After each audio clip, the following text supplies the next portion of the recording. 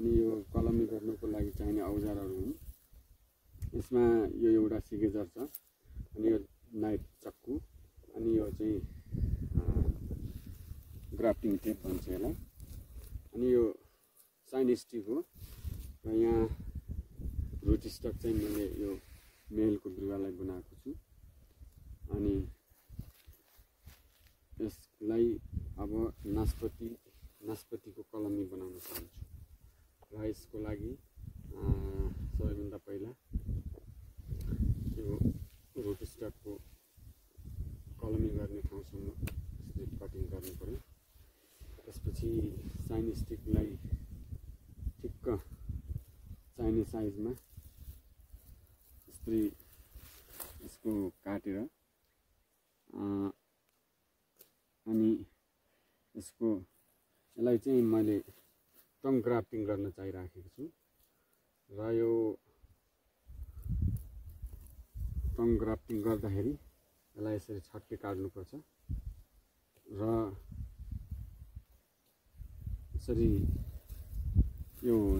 यसरी छट्के काटेर दुवैलाई रुट स्टक अनि साइन स्टिकलाई अनि यसरी यसमा टङ ग्राफ्टिङ भनेको जिब्रो निकाल्ने, यसरी सानो जिब्रो निकाल्ने।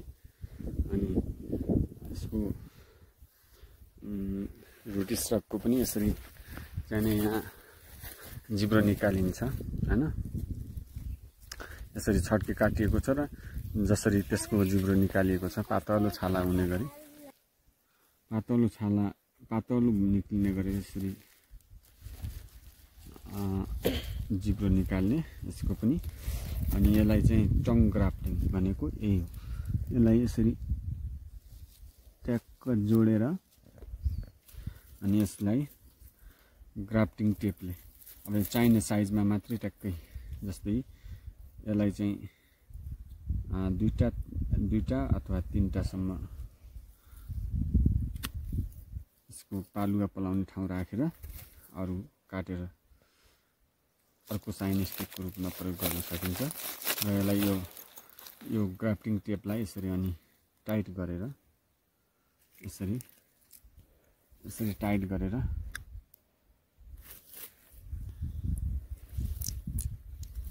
यसरी यसको पुरै आवाज आउने गरेर पुरा टाइट गर्नुपर्छ। यसलाई एकदम टाइट गर्नुपर्छ र यसको कुनै पनि ठाउँबाट हावा भित्र नजाने गरेर यसलाई यसरी बाँध्नुपर्छ। र यो टङ ग्राफ्टिङ नास्पति, स्याउ अनि ओखर अनि वालनट यानी कि कागजी बदाम यिनीहरू सबैमा यसको टङ ग्राफ्टिङको प्रयोग गरिन्छ। र यसलाई चाहिँ यसरी अब यसरी गाँठो बनाउनुपर्छ। यहाँ तल देखिरहेछ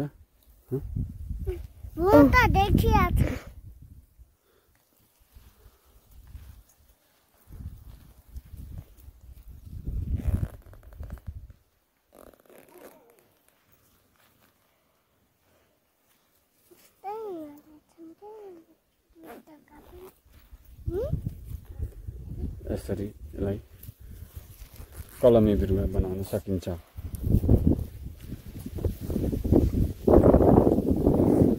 धन्यवाद। यो भिडियो हेरिसकेपछि लाइक अनि सब्सक्राइब गर्न नबिर्सिनु होला। यस्तै सुझाव सल्लाह